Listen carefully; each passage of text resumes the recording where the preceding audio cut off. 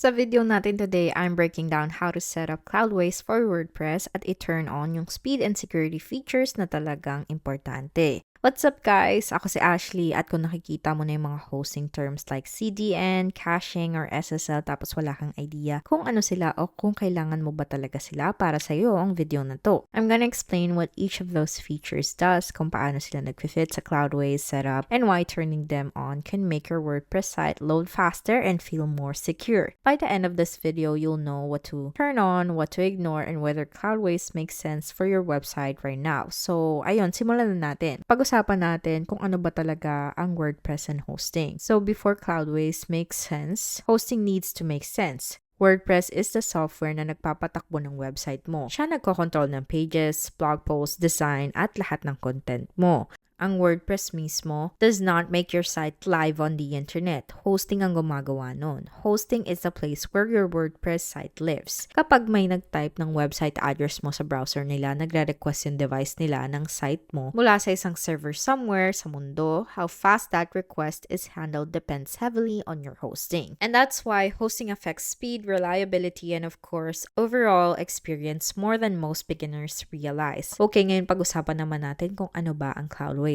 So, ang Cloudways ay isang hosting platform that lets your WordPress site run on cloud servers instead of basic shared hosting. Sa shared hosting kasi, your website shares resources with many other sites. So, if one of those sites has issues or traffic spikes, pwedeng bumagal din yung site mo. Iba ang approach ng Cloudways kasi binibigyan ka nito ng access sa dedicated cloud resources without you needing to manage servers yourself. Ang main appeal ng Cloudways ay mas magandang performance and stability without needing advanced technical skills. Ngayon, kung bakit siya pinipili for WordPress, most people hindi naman agad nag-uumpisak sa Cloudways. Usually, nagsisimula sila sa mas murang hosting and eventually notice that their site just feels slow or inconsistent or maybe unreliable. Yung pages mas matagal mag-load, yung dashboard parang sluggish, performance changes from day to day, and doon nila marirealize na importante pala talaga ang hosting. Madalas, Cloudways ang next step kapag gusto na ng tao ng mas magandang speed and reliability without jumping into fully custom server management. Ngayon, ano ba talaga ang ibig sabihin ng performance stack? Mukhang intimidating yung term na yun, pero actually, simple lang siya. We're just referring to a group of built-in features na sabay-sabay gumagana para gawing mas mabilis and mas secure yung site mo. Hindi siya magsaseparate ng products na you have to piece together. Nakabuilt na siya sa Cloudways platform, you just have to know which part to turn on. So yung three main pieces na tinutukoy natin sa CDN, caching at SSL, kapag naintindihan mo na to, mas magiging manageable na yung buong setup. Kapag nag-setup ka ng Cloudways, one of the first things that you want to do is choose WordPress as your application. So kung wala ka pang access sa Cloudways, pwede ka actually mag-free 3-day trial gamit ng link sa description below. Once you set up an account, you'll add your website tapos siguraduhin mo na WordPress ang pipiliin mo. So then, Cloudways handles the technical setup para sa'yo behind the scenes. Piliin mo yung size ng server based sa needs mo tapos pipili ka rin ng server location na may sense para sa audience mo. And then once that is done, Cloudways launches the server and installs WordPress automatically. At this point, WordPress is live and accessible. You can log in, build homepages, and content. Pero kahit ganun, kailangan pa rin i-configure yung performance and security features to get the most out of the platform. At dito na pumapasok yung performance stack. Simulan natin sa CDN at kung bakit siya importante. So, ang CDN stands for Content Delivery Network. In simple terms, CDN helps your website load faster for people in different locations. So, instead of your website being served from one single place, may mga copies na nakastore sa iba't ibang locations around the world. Kapag may bumisita sa site mo, they're connected to the closest location which reduces loading time. Lalo tong helpful kung yung audience mo nakaspread sa iba't ibang regions or countries. Sa Cloudways, CDN is designed to work alongside your hosting rather than a separate tool. You have to manage consistently. Once na naka-enable na siya, it quietly improves your performance in the background. So all you have to do is make sure it's turned on. Now, let's talk about caching.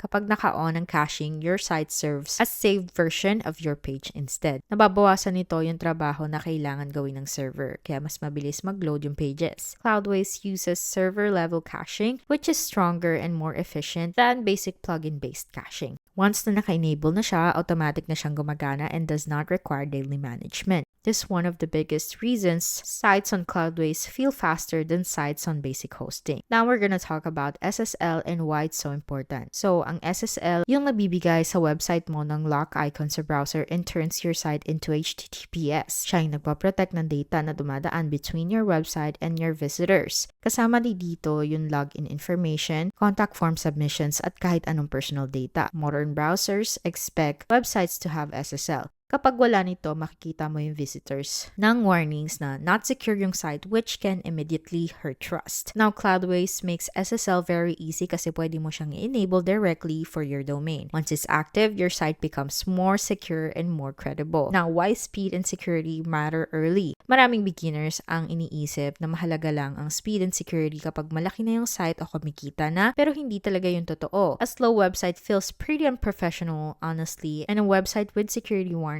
feels very unsafe. Yung mga tao na nag-form agad ng opinion within seconds kahit bagong site pa lang, starting with a solid foundation helps avoid problems later. At mas magiging reliable yung site mo from day one. Now, let's talk about what you actually need to understand kasi hindi mo naman kailangan malaman lahat ng technical settings to use Cloudways effectively. What matters is knowing what each feature does. So, CDN helps your site load faster around the world. Yung caching, pinapabilis niya yung page load overall. SSL protects your site and your visitors. So once naka-enable na lahat ng to, most of the heavy lifting is done na. So you don't have to constantly adjust settings or monitor performance. Ganun lang siya kasimple. I-turn on mo lang yung mga settings na to. Okay, ngayon na let's talk about different plans and pricing options ng Cloudways. So if you don't already have Cloudways and you want to try it out for free, we do have that link down in the description below. Once na naklik mo na yung link na yun, pwede mo na rin tignan yung different plan options. So the amount you pay is going to be highly dependent on a lot of different things.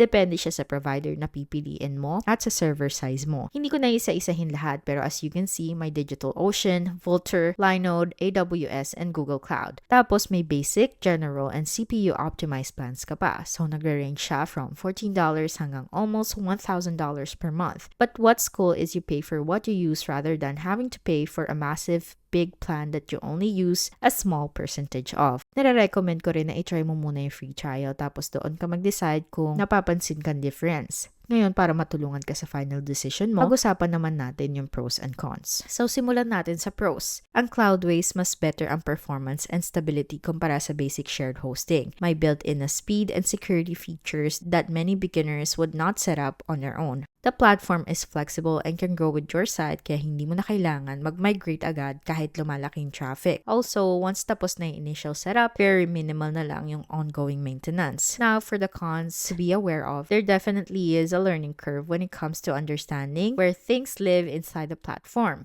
Yung dashboard pwedeng ma-feel na unfamiliar sa simula kung sanay ka sa traditional beginner hosting, but for some people, this extra control feels empowering. For others, it may feel like more than they need. Okay, bago tayo mag-wrap up, pag-usapan muna natin yung bonus tips. So, isang simple tip ay iwasan mong mag-stack ng sobrang daming performance plugins sa Cloudways. Dahil si Cloudways na yung nag-handle ng maraming speed optimization sa server level, adding extra caching or performance plugins can actually cause conflicts or slow things down instead of helping. Isa pang helpful tip ay bigyan ng konting time yung changes. When you enable things like caching or CDN, hindi agad-agad makikita yung results. It can take a short period of time for everything to fully apply. So, wag na tayo magpanic kung hindi mo agad makikita yung difference. Magandang idea din na i-test yung site mo sa regular browser or incognito window instead na mag-rely lang sa nakikita mo habang nakalogin ka sa WordPress. Logged in views do not always reflect how visitors experience your site. And lastly, tandaan mo na yung performance combination siya ng hosting and site design. Even with good hosting, very large images or overly complex pages can slow things down. So, keeping your site clean and simple will always work in your favor. Ngayon, dapat ka ba mag-Cloudways para sa website mo? If you care about speed, need security, and long-term growth pero ayaw mong mag-manage ng servers yourself, then sobrang solid na option siya. Kung gusto mong pinaka-simple na setup na walang masyadong decisions, pwede mong ma-feel na medyo too much na siya sa simula, there's nothing wrong with starting simple and upgrading later too. Yung best hosting choice ay yung swak kung nasaan ka ngayon. So again, personal preference talaga siya. Pero pwede mo palaging i-try yung free trial tapos tignan tingnan mo kung magugustuhan mo. And then, doon mo na pwedeng gawin yung decision mo. As personal note, alam ko kung gaano ka-overwhelming yung hosting at performance kapag gumagawa ka ng first website mo. Parang minsan, feeling mo lahat ng tao gets na nila tapos ikaw na iwan na. But the reality, hindi mo kailangan i-master yung hosting. Ang kailangan mo lang ay setup na gumagana, mabilis mag-load, at secure yung site mo. At kung pinapanood mo yung video na to, nasa right track ka talaga. That wraps up this video. Kung gusto mong i-check out ang Cloudways at mag-start, may link tayo sa description below. Gusto ko lang i-mention na affiliate link sa mga to, meaning pwede kaming kumita ng small commission, walang extra cost from you. So, kung gagamitin mo yung links namin, thank you so much in advance for supporting our channel. Malaking tulong talaga siya para makapag-continue kami gumawa ng free content na tulad nito. Don't forget to like this video, subscribe to our YouTube channel if you haven't already, and syempre mag-iwan ng comments or questions sa baba. Gusto naming makarinig ng thoughts nyo. Ang channel na to ay dedicated sa pagtulong sa beginners, build their first website and understand the tools behind it, and feel confident on your online skills. Thank you so much for watching, and I'll see you in the next video.